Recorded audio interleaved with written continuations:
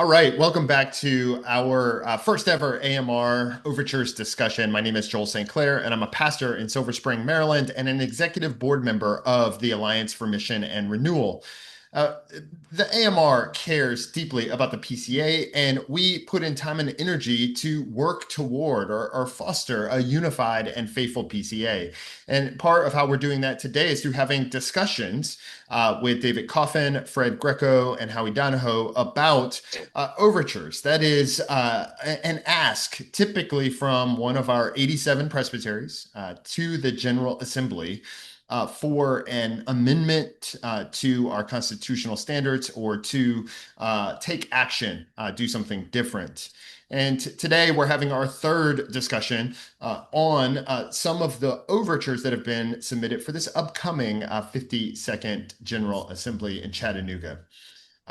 We are going to be looking at, in this third discussion, a handful of overtures, and I'm going to kind of clump them together. Maybe we can talk about voting, jurisdiction, and membership. So some of the overtures that touch on voting, jurisdiction, membership, maybe a category of like process. And so we're going to be covering a number of these with each of you having the opportunity to weigh in. Thanks so much for joining us. As we kick off, I want to make sure before we highlight any of the overtures where there may be disagreement or where we talk through in the overtures themselves, which are linked below, as well as the guides that each of these men have written independently, where they share their thought in detail, oftentimes with maybe amendments that would make the overtures better or reasons or rationale for why they are voting in one way or in the other. There is quite a bit of agreement in those guides, which are linked below. In fact, in overtures 6, 7, 10, 11, 13, 14, 15, 16, 19, 22, 23, 25, 27, 28, 31, 32, 33, 35, 37, and 40, they pretty much recommend the same answer, except sometimes with varying reasons why. And so when we pick out a handful of overtures to talk about voting or jurisdiction or membership or area process, that there may be some disagreement, I just want to recognize that that comes really in the setting of quite a bit of agreement.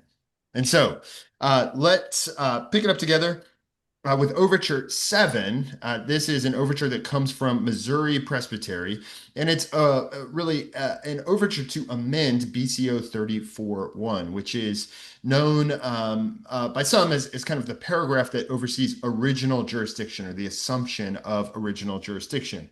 Now, in your guides, I'll note that for Overture 7, uh, Howie Donahoe recommended voting in the negative on this. Fred Greco recommended the negative. And then, David, your answer, I don't want to categorize it because lest I mess up and miscategorize it. So, would you tell us what are your thoughts here about Overture 7?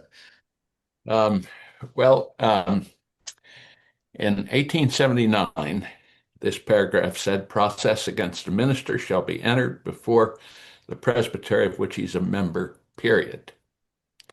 And that strikes me as just the right place and just the right amount of words for this section. Um, the language that's there now was added because of a case in the Southern Church where a very famous professor was becoming derelict in his views. His presbytery wouldn't do anything about it, and the PCA decided they wanted to do something, have something to do about it. Uh, they lived with it only applying to ministers until about 1988.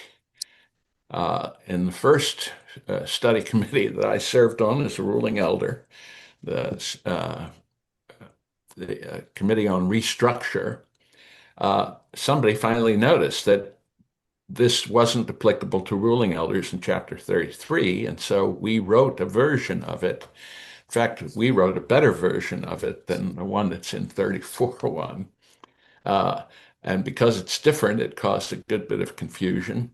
But in any case, I helped to do that, and so I'm a guilty party here because I think this is a very, very bad provision, and I'd like to see the Overtures Committee, in fact, just strike all of that language.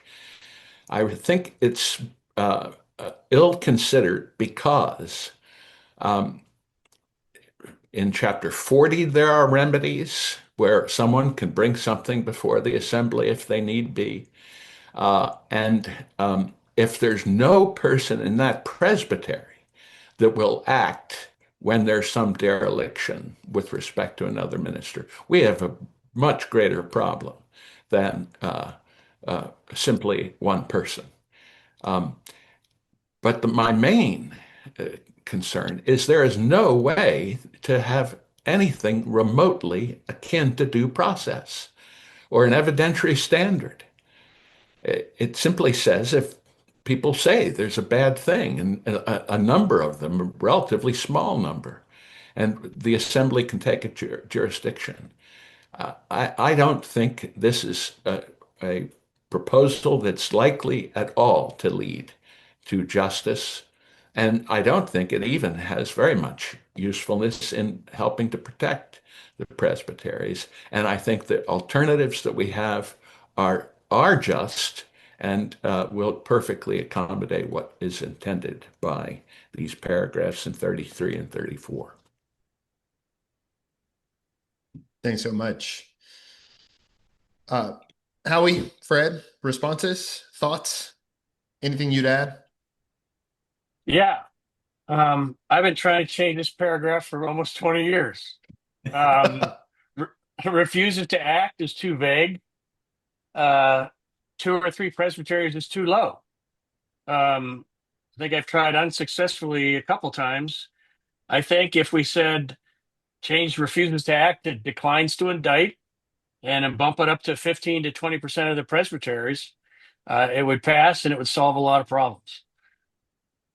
So is that what you mean? Can you just clarify, just for me, even 2 to 3 presbyteries too low? Are you thinking when this was Wait, originally written, the number of no, presbyteries there were at that time, and it's that's why way you would too low. favor?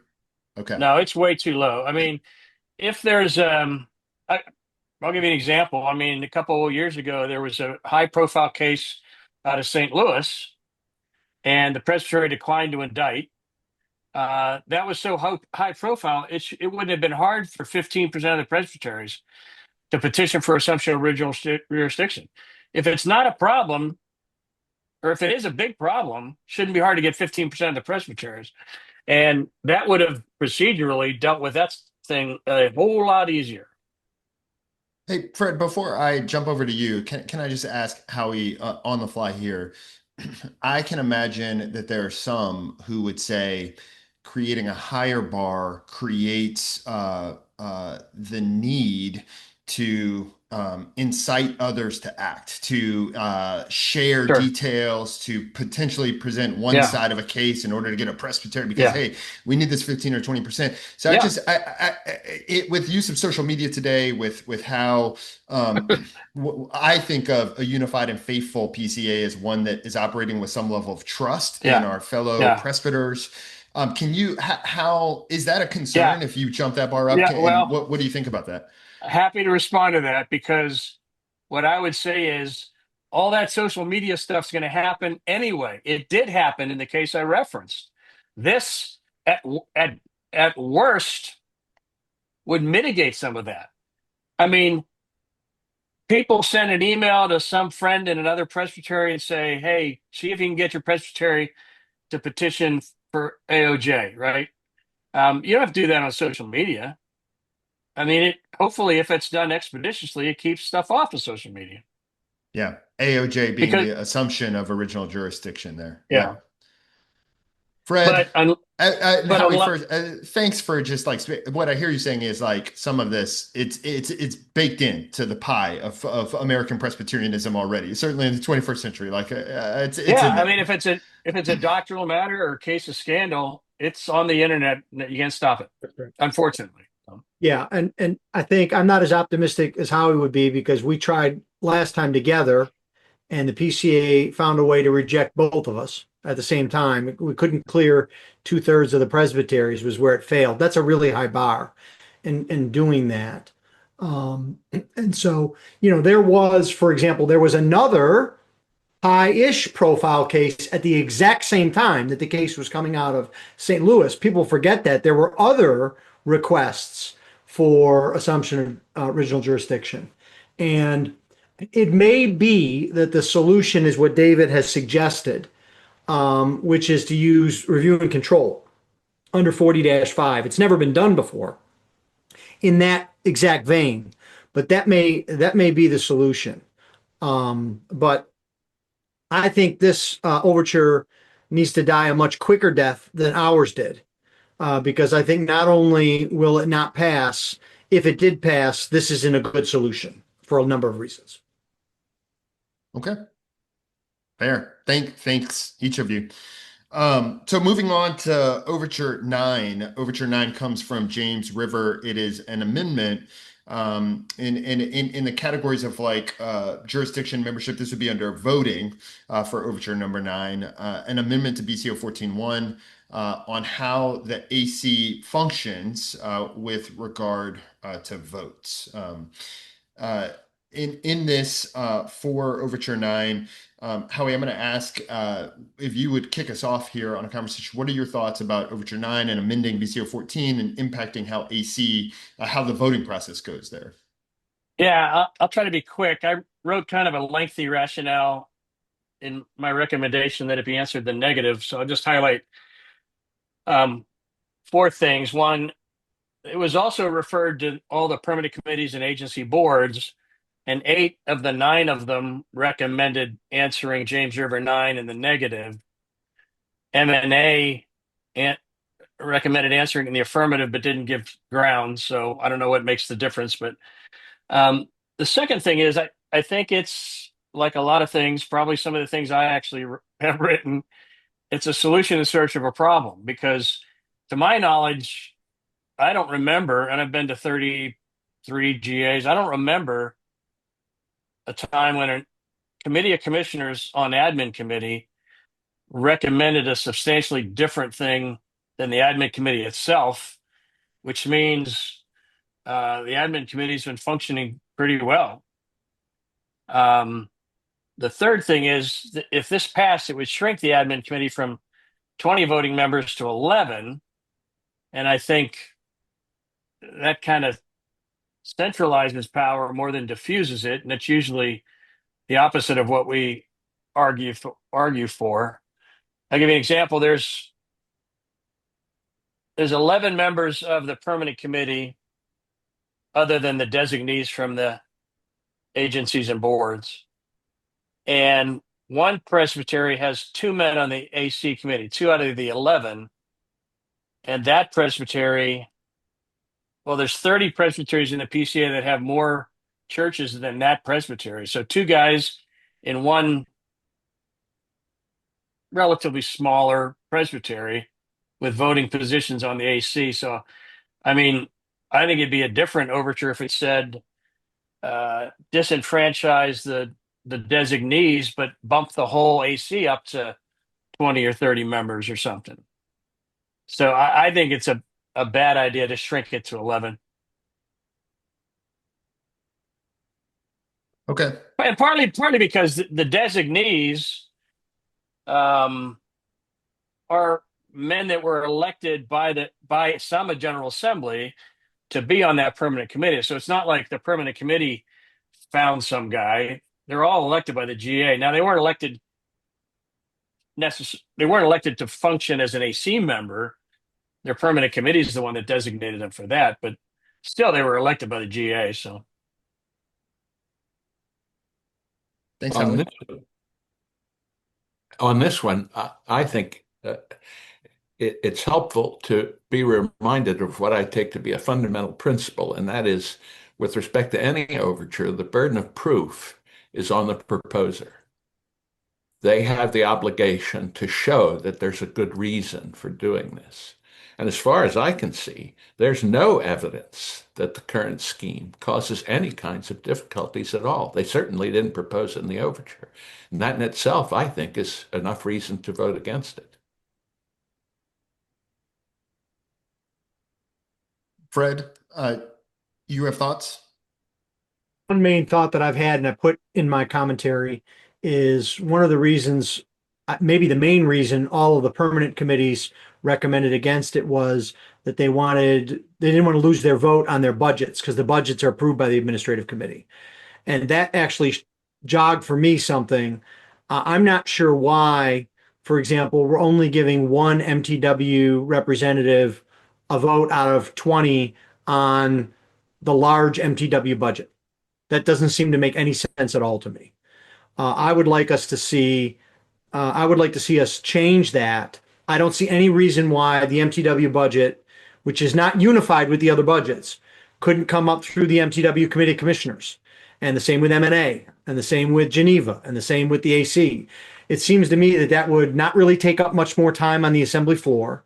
It would enfranchise the permanent committees much more, give them much more say and control than that. If I were, MNA, I wouldn't want 1 out of 20 votes. I'd want 10 out of 10 votes or 12 out of 12 votes on my budget. Oh, it may actually save some time, Fred, because we waste time every year with people trying to figure out whether we should pass Yes. budget during the committee's time or whether it's waiting until we get to AC. Usually the problem is the chairman of the committee of commissioners doesn't know what to do. Yeah, you're correct. You are correct. Oh my. Yeah. All right. Thank you very much. So that covers Overture 7, Overture 9. So I'd like to move to Overture 1, which is BCO. So this is Northern New England submitted an Overture number 1. So they got it in closest to the last General Assembly. It gets listed in order, typically chronologically. That's how these numbers get assigned. And so number 1 from Northern New England to amend BCO 32.2 regarding investigations. Now, Fred and David both recommended votes in the negative on this. Howie, you voted, or you recommended a vote in the affirmative. So I'm going to give you the first dibs here in terms of jumping in. What do you think about amending 32.2? Well, it's an uphill climb because I've been in many SJC discussions with Fred and David on this issue, and we principally think differently. So I think it makes sense. It helps. We have had cases that someone brings a charge against someone else, and some people think, well, the presbytery has to adjudicate that charge unless it's clearly unsupported or it's from a 31(8) accuser or something like that. But normally you have to adjudicate the charge. I'm of the position that Matthew 18 says, tell it to the church, but that doesn't mean tell them when you're going to appear as the prosecutor in that case. It's just tell it to the church and let the church decide whether it's an offense that warrants prosecution, whether it's provable at trial, whether it's, merits the amount of attention a presbytery would have to give to it or a session. So I'm very much in favor of Overture 1. Okay. Fred? Well, this is where I'm old enough to remember. I think the rest of you are too. Remember Crossfire, the old CNN show, where they'd bring people on and would, argue back and forth. This is probably one of your most It's interesting. This is a point of procedure, and this is probably where at least Howie and I have the greatest disagreement. As Howie says, we've been fighting about this in SJC cases for a while. And Howie always brings up are you going to, have a trial for an 8-year-old who brings charges against his 10-year-old brother for hitting him? And my answer is yes. And the trial will last 5 minutes. And you go on. I think this is a really bad idea. I think it does away with voluntary prosecutors. I think it really has the unintended effect of insulating teaching elders from any layperson. Because as soon as you enter into this process of Overture 1, any layperson loses standing to file a complaint if the presbytery declines to go forward.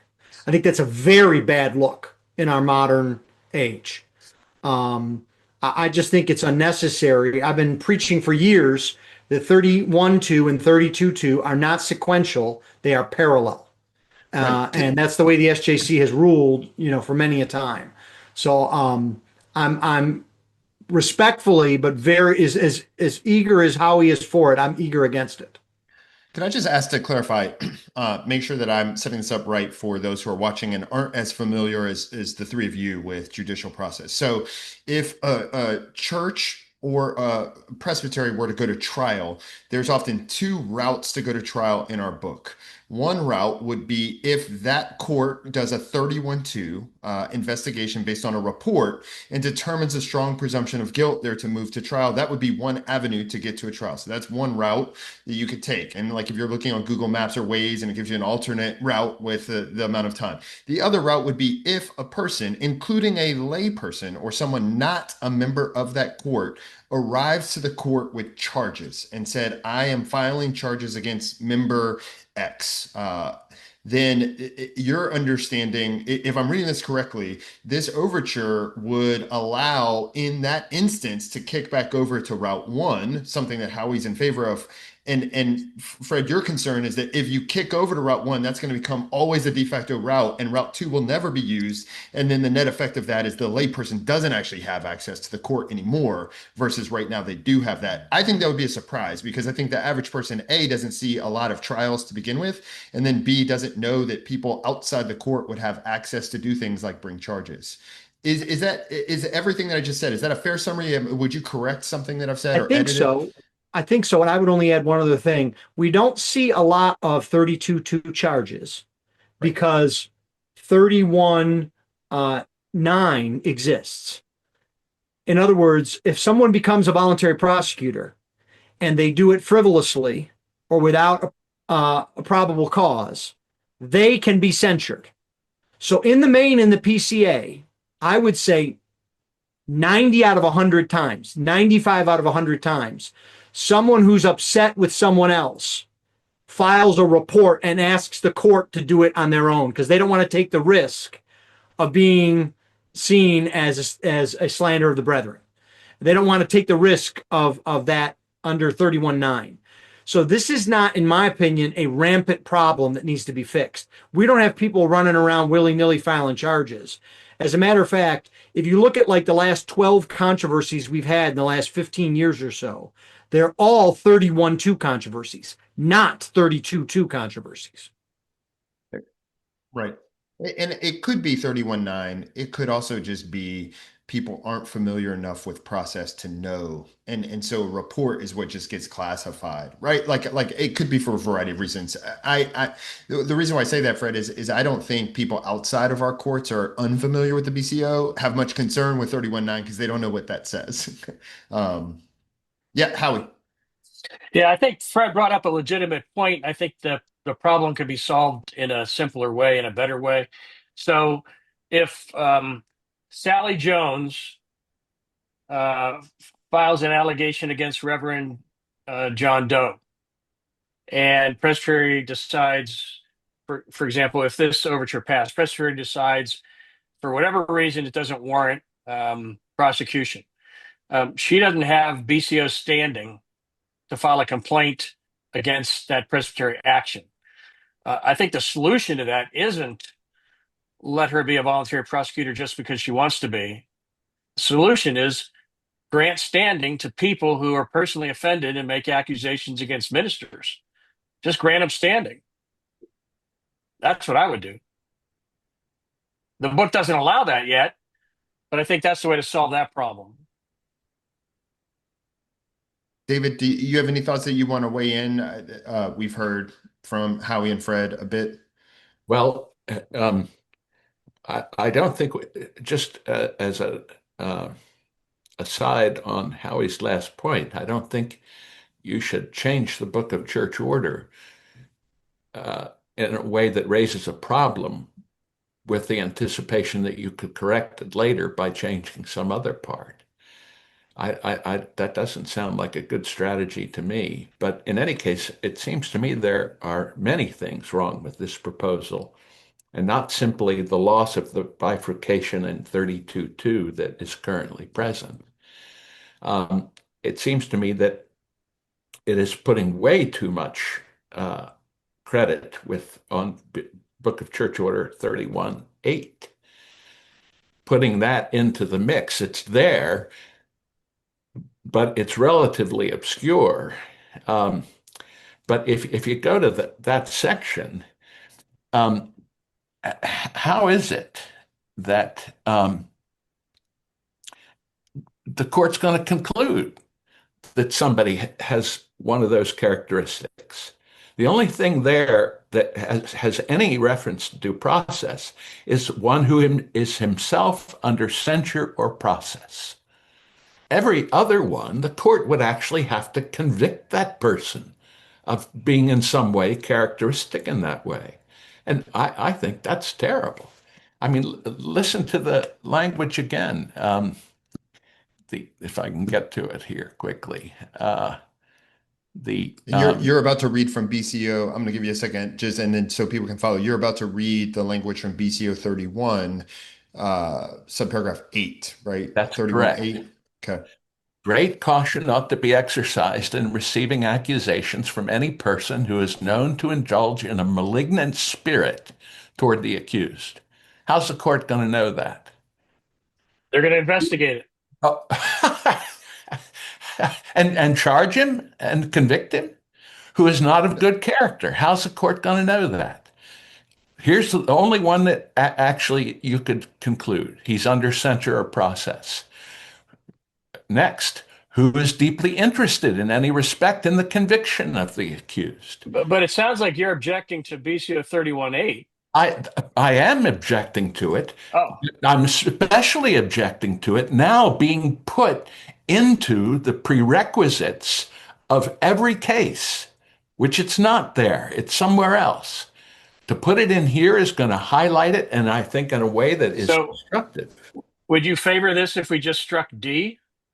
I'd be more likely to favor it, but I still think that the problem that you and Fred say you're arguing about, I don't think is a problem. For this reason, um, the every court has some uh, plausible way in which they have discretion with respect to a case. Now you're identifying that discretion and in a way that is, I think, going to cause way more problems than it's ever going to solve.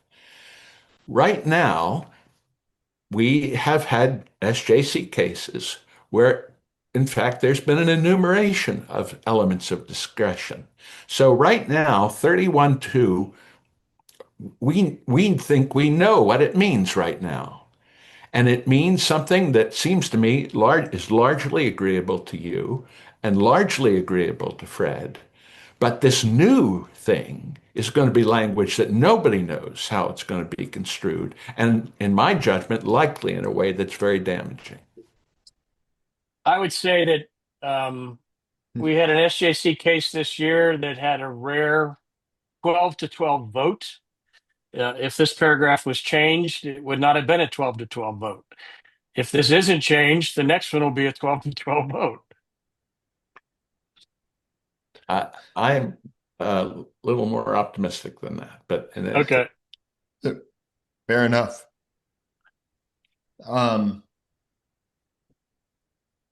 Thanks to each of you for weighing in on this.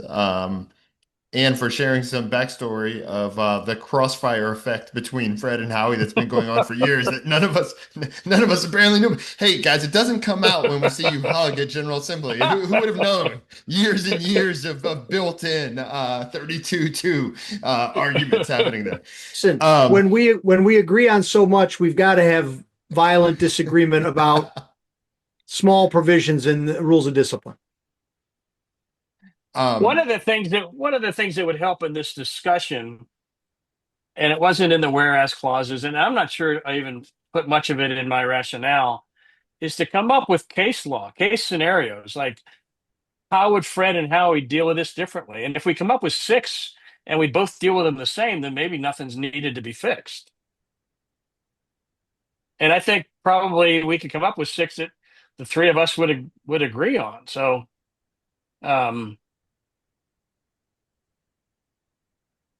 yeah,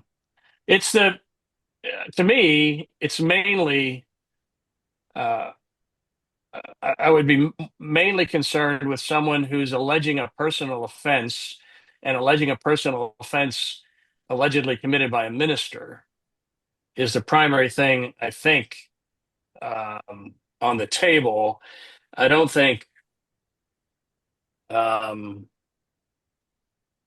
if someone makes an accusation that a minister is heretical and the presbytery looks at it and go, clearly he's not, um, certainly that wouldn't be prosecuted. So,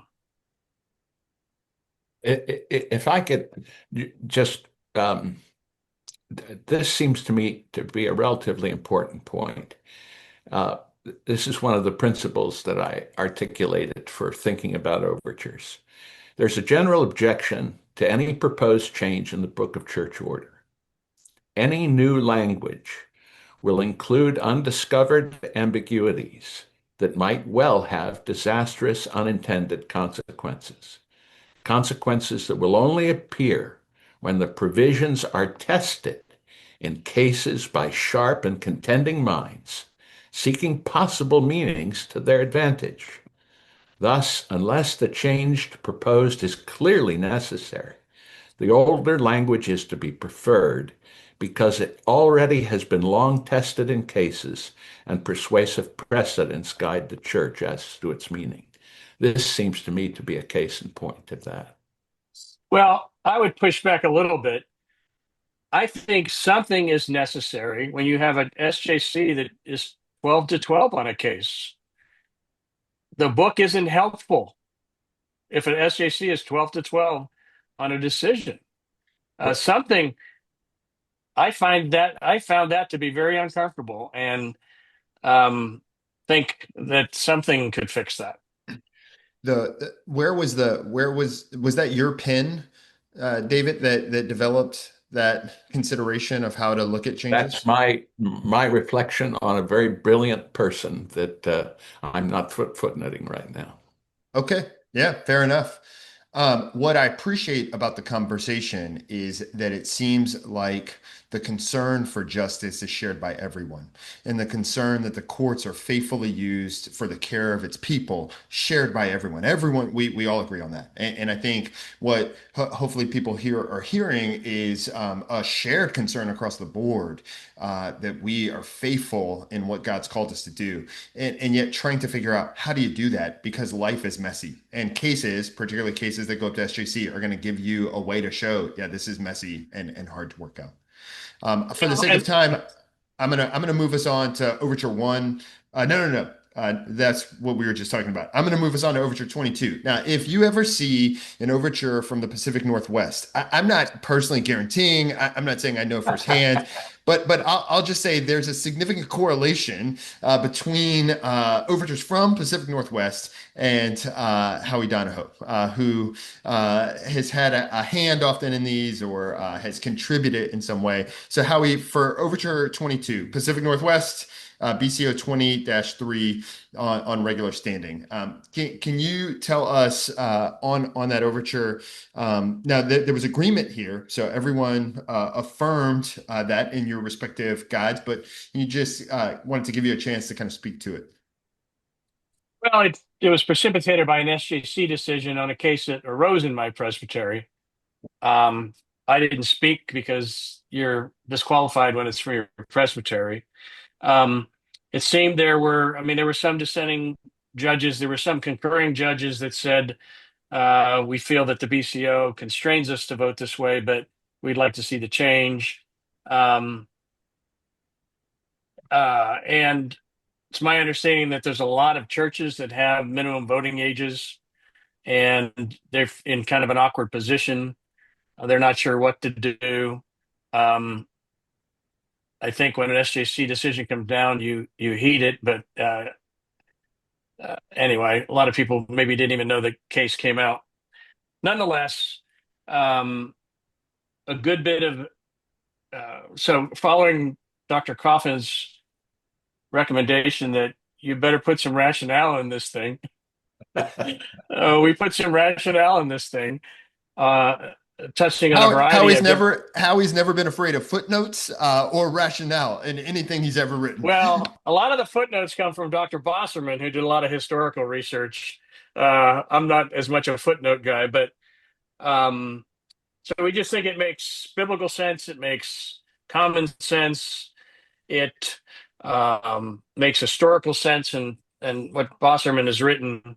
I think it just part of it got posted on PCA Polity or summary of it. I just think it makes sense. Now, in discussions with other brothers, they have concerns that I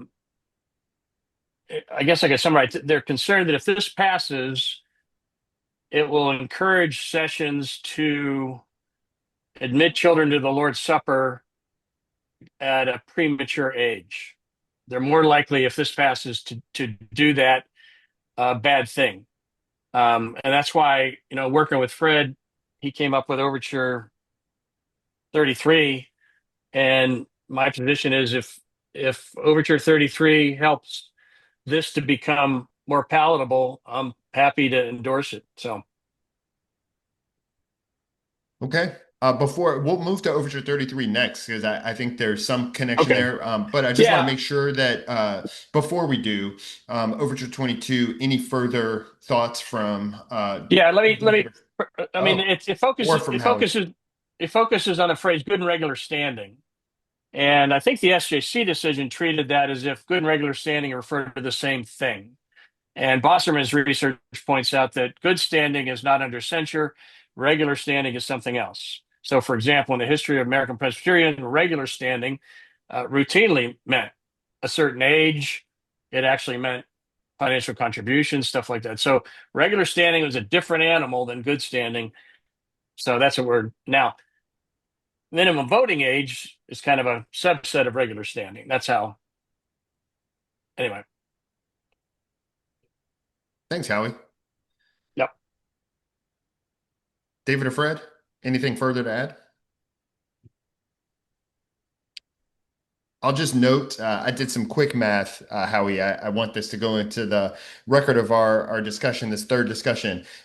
This overture, number 22, has 24 lines of the actual overture. Then it has 661 lines of rationale. So that's a pretty significant ratio. Which is 24 why lines is the actual overture. 661 which is lines. Because, since David Coffin encouraged you to show some rationale, you thought I well, better show more than just a little. that's why we're confident, Your Honor, that the jury will vote in our favor. Look, I encourage everyone who's watching to read, even though it may be hard, read all of it, and hopefully it's helpful to you. Okay, so Overture 33. Now, most of the overtures that we've described, and I qualified intentionally in the opening, that it's typical or common for overtures to come from presbyteries. I think this is the only overture that comes from the TE Fred Greco, Overture 33. And so I think it's only fair to let Fred kind of set the table. This would be an overture addressing exams, the questions from BCO 57. So Fred, thoughts? This comes from me because it was narrowly defeated in my presbytery. The main argument against it was we already do this, so we don't need this. I drafted this overture initially after discussions with Howie. As he will often do, actually, we all do this. We share overtures in advance to try to come up with the best version even before it comes to assembly. So I saw Overture 22.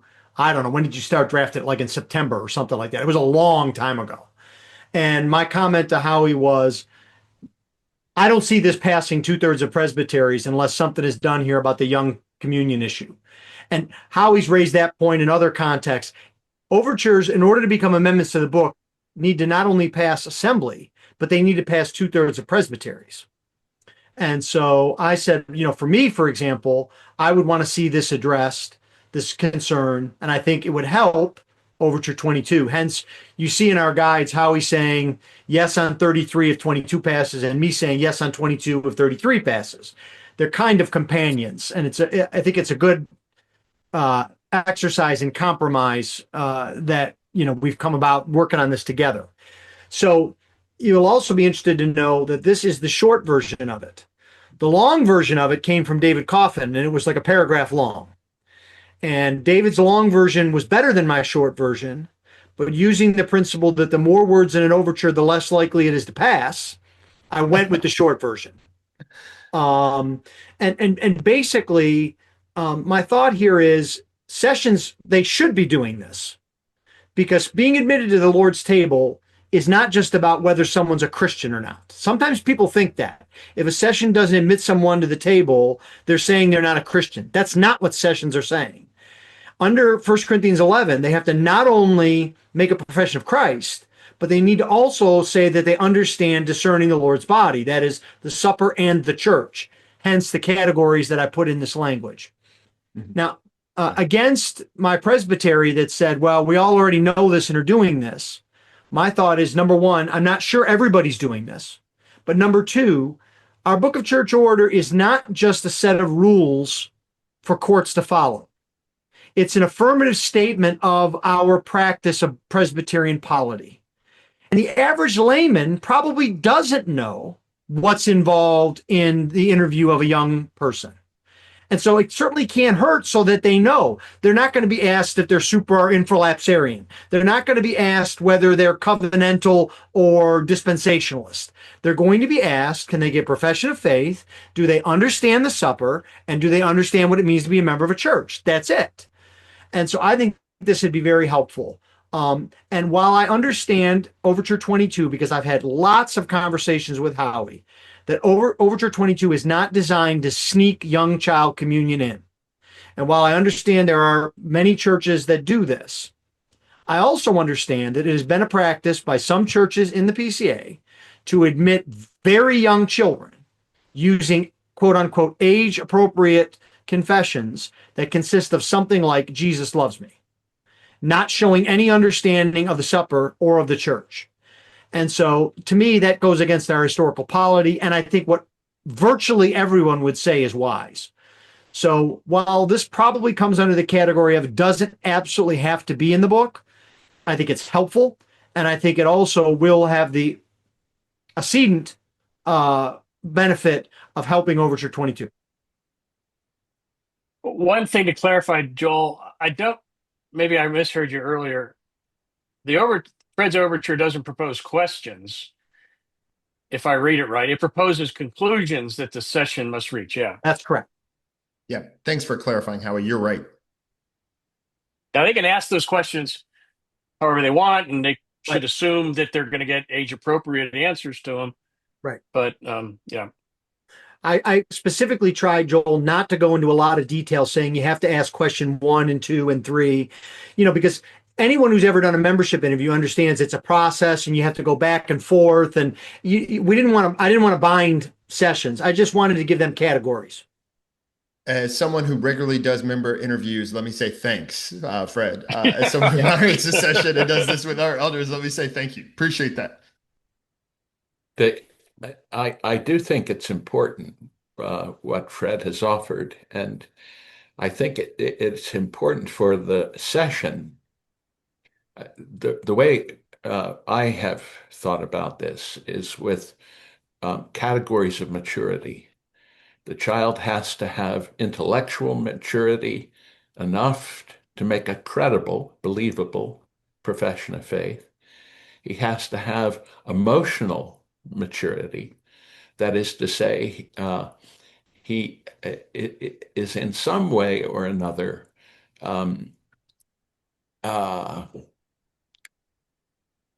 capable of self-mastery with respect to participating in a rite. That he hasn't just gone through the motions. So it's not only understanding the table, but the capacity to take part in a ceremony maturely. And then finally, spiritual maturity, that you see in the child some sense of the woundedness of sin and the joy of redemption. Those three things seem to me to be critical for a session. And I would hope that what Fred has done will be passed, and we'll lead sessions to contemplate things like that. Two more things real quick based on what David just said, and I think this is one way to summarize it, is you must have the requisite maturity to do both of those things. They just don't usually happen at the same age. But our book now constitutionally mandates, at least per the SJC decision, that they occur at the same age. So, And you're suggesting by passing both these overtures that allow that it's basically stating now through the BCO how to navigate or balance those two things. yeah, I think it demonstrates that you must have the requisite maturity to do each of those things, but it no longer has to occur at the same age. And the other reason I'm in favor of these, I think there's something beautiful about Fred and I negotiating a compromise and showing how this can. I feel like it's Reagan and Tip O'Neill or something. I don't know. I'll Well, be Tip O'Neill. let's let this conversation go wide so that people hear some of the work that goes on. Again, with trust, with believing others' intentions and what they're trying to do, and then operating, thinking the best and saying, okay, right, here's how this could be improved upon, or here's how this would fit. Thank you both. Thanks for your work on Overture 22 and 33. I think we've come to the end of what some of the set overtures that we wanted to talk about.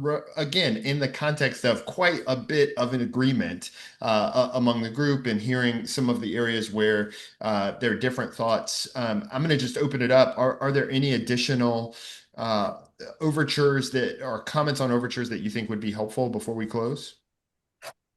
I don't have a lot of thoughts on ad interim committee on Christian nationalism. Maybe the other guys do. I'm just kind of ambivalent, I guess. Yeah, I think in my document, I'm recommending the letter because I think that's an easier, cheaper way to do it, using the information that we already have. I'm not sure that's something we need to study, to have a full-blown study paper on, but I do think it might satisfy some of the brothers in various areas of the country where it's a bigger concern to have a couple of page document to hand to congregant. I don't think it's essential. I'd rather see us do that than do a full blown study committee. So you're talking about Tennessee Valley 48, Yeah. and remind me, does that propose authorizing them to draft it or write something and propose it to the next GA? Yeah, my guess is it's like the overture that I appointed a commission to write the letter on transgender minor procedures, but this would not be a commission. It would be a committee. The committee would bring it back to the 53rd Assembly for approval, is my understanding. So would they bring it back for approval and amendments from the floor? Presumably the first thing they would say is we move that this be considered without debate, right? Dave Coffin used to do it all the time. I love it. Yeah, I mean, I don't know. My guess is that it would actually come and it would be assigned by the clerk to the appropriate committee, which would probably be the Overtures Committee. And so it could be amended in overtures, but then couldn't be amended on the floor. That would be my understanding at this point. Well, that should be put in this year's overture about how it gets back to the floor, because otherwise it wouldn't naturally go to the Overtures Committee because it's not an overture. But ad interim committees report directly right now. Yeah, that's true. That's true. Is this an ad interim committee if it's not a study committee? Well, yeah, any ad interim could. Yeah. All right. I'd hate to see the floor be committee of the whole on nouns and verbs. Yeah. Can we just say that it seems like there's a broad concern about Christian nationalism within the boundaries of the PCA affecting members, attenders at churches, or at least you're seeing that from Arizona, from South Texas, from Great Lakes, which is, right, these are different, these aren't all the same pocket. They're different parts of the country expressing some concern that the PCA weigh in on this. I'll just say whatever that weighing in, whether it is restating some of the work that's been done historically or by our own denomination, whether that's developing a group of historians or men to think through how to address this now. It's rising up, it seems like, from different pockets, not just from the same spot. Well, I just will repeat what I've said over and over again. Um, I haven't seen study committees, except in very rare circumstances, do anything useful permanently. And often they do harm because they end up having a majority minority report, and then nobody knows what we're about on it. I think that we have scholars and we have ministers and we have all kinds of people who can write useful things to help people understand, and we don't need to have the church doing it. And I don't think we need to have the church doing it on this. I mean, how many times anybody hand out the Freemasonry study report recently? I mean, well, there you have it. All right. Any other comments? So that touches on a number of I think we've covered quite a bit of ground, but I don't want to cut off if there are comments or reflections on anything else. No? Okay. Hey, brothers, let me just say thank you so much for joining us. At AMR, our hope is that we can work toward both the unity and faithfulness of the PCA, and doing that through conversations like this. Thanks for watching. Thanks for following the links to go and read and prepare. Our hope is that you have an extra resource here to get ready for the 52nd General Assembly, and we'll look forward to seeing you in Chattanooga. Amen. Take care.